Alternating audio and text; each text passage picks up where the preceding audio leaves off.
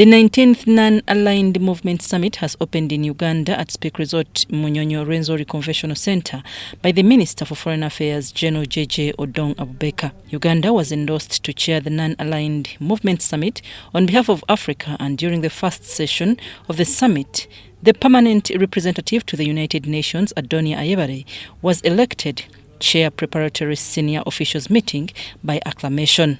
If there is no objection, I suggest to elect Ambassador Ayebare by acclamation as the chair of the senior officials meeting. And I don't see any objection, and Ambassador Ayebare is hereby elected as the chair of the senior officials meeting of the 19th summit. I congratulate you, Excellency. Ambassador Adonia Ayebare appreciated the confidence the 19th summit in Kampala entrusted in him. He implored delegates not to reopen the final document because ministers discussed and negotiated on it extensively.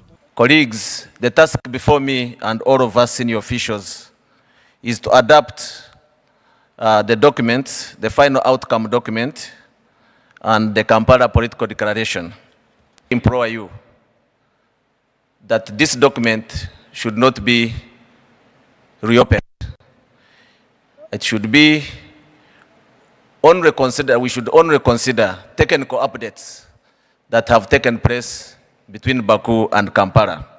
Most delegates, including of Algeria, Iran, Libya, Morocco and Egypt, agreed that the final document should not be reopened but include technical updates focusing on Palestine and daily massacre of women in Gaza. Support your proposal not to reopen the Baku process, ministerial COB meeting, unless there is technical updates and of course taking into account the development in the Palestinian question, which is obviously one of the major developments since July meeting.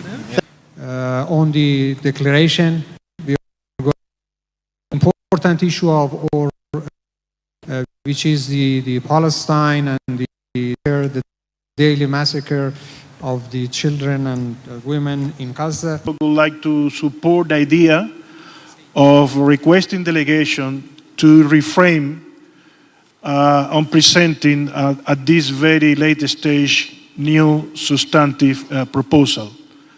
The time available is very limited. We need to take full advantage of every minute so we can be ready to recommend to our ministers by the end of the day tomorrow. Hope that we can reach a meaningful and concrete outcome document in the spirit of cooperation and solidarity and mutual respect. Thank you, Mr. The delegate from Palestine expressed hope that the movement that supported them from the beginning will continue until they accomplish to achieve the rights of the people of Palestine.